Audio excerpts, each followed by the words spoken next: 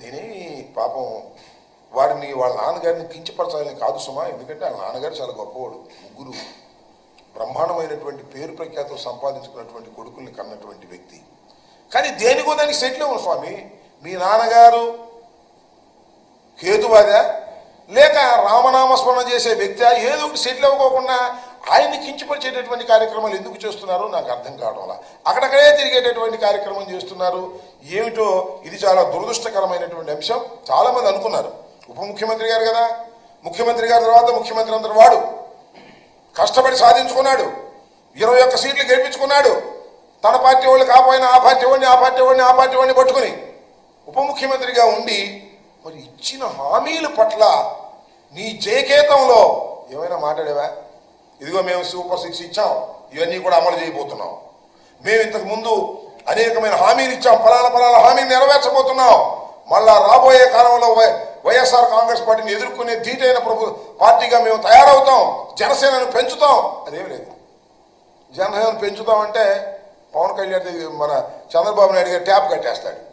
అందువల్ల ఆ మాట అనేటటువంటి ధైర్యం లేకోకుండా మాట్లాడేటటువంటి ప్రయత్నం ఇవాళ చేస్తున్నారు. మళ్ళీ కొత్త విషయాలు చాలా గొప్పగా మాట్లాడండి.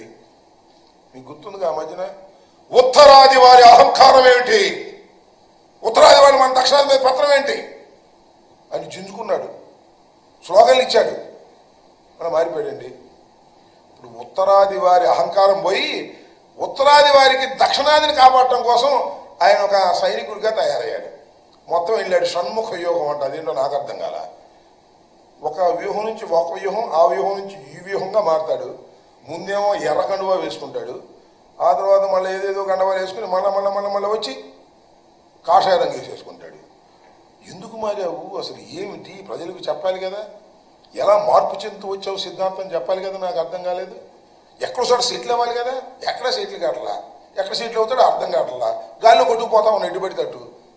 ముందు తుపాయి కొట్టడం ద్వారా రాజ్యాంగం రావాలి, విప్లవకారుణ్ణి. మీకు గుర్తుందో లేదో చిరంజీవి గారు చెప్పాడు ఒక సందర్భంలో, అసలు మా ఊడు అడవులకి వెళ్ళిపోతాడని భయపడ్డామండి, అంత విప్లవకారుడిగా బయలుదేరాడు, ఏదో చివరికి సినిమాల్లోకి వచ్చి అయ్యాడు అనేటువంటి పద్ధతుల్లో మాట్లాడారు. నాకు అర్థం కానటువంటి అంశం ఏంటంటే, నాకే కాదు ఎవరికీ అర్థం కానటువంటి పరిస్థితి. ఇవాళ అనేకమైన హామీలు ఇచ్చినటువంటి ప్రభుత్వం మీ కూటమి ప్రభుత్వం.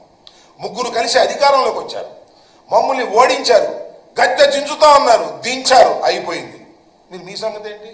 గద్దెకి మీరేం పగలదిస్తున్నారని అడుగుతా ఉన్నా, మీరేం చేస్తున్నారని అడుగుతా ఉన్నా. ఇవాళ జయకేతనం అని చెప్పి మీటింగ్ పెట్టి అందరినీ పిలిచి మీరు మాట్లాడింది ఏంటి, మీరు చెప్పింది ఏంటి, ఏమి అర్థం కానటువంటి ఒక అగమ్యం గోచరంగా ఇవాళ పవన్ కళ్యాణ్ గారు ప్రవర్తిస్తున్నాడు.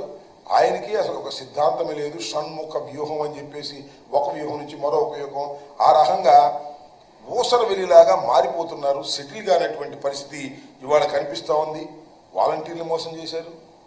కళాశాలల్లో పేదవారికి, వైద్య కళాశాలలో పేదవారికి మేము సీట్లు ఇచ్చే కార్యక్రమం చేస్తుంటే అమ్ముకుంటున్నామని చెప్పారు. ఇవాళ మొత్తం ప్రైవేట్ కళాశాల మొత్తాన్ని తీసుకువెళ్ళి ప్రైవేట్ రంగానికి, గవర్నమెంట్ కళాశాల అన్నింటినీ ప్రైవేట్ రంగానికి ఇచ్చేటటువంటి ఒక దౌర్భాగ్యమైన స్థితికి ఇవాళ మీరు తీసుకొచ్చేటటువంటి పరిస్థితి ఇవాళ తీసుకొచ్చారు.